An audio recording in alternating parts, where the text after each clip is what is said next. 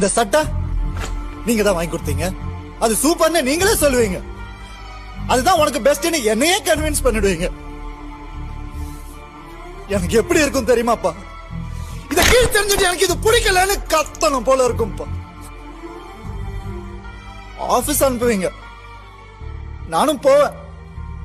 நான் போறதுக்குள்ள நீங்களே எல்லா வேலையும் செஞ்சு முடிச்சிருவீங்கப்பா. சிரிக்கிறாங்கப்பா அங்க ஆபீஸ்ல என்ன பார்த்து. டே சந்தோஷ், வா உட்கார் கேரம் போர்டு ஆடலான்னு சொல்லுவீங்க. நான் ஏதோ ஆடணும்னு நினைப்பேன். நீங்க என்ன ஜெயிக்க வைக்கிறதா நினைச்சுக்கிட்டு, ஹே ஒயிட் போடு, பிளாக் போடு, ரெட் ஜாக்கிரதை என் கையை இப்படி புடிச்சுக்கிட்டு ஏட்டத்தை கூட நீங்களே ஆடினா அப்புறம் நான் எதுக்குப்பா ஆடணும்?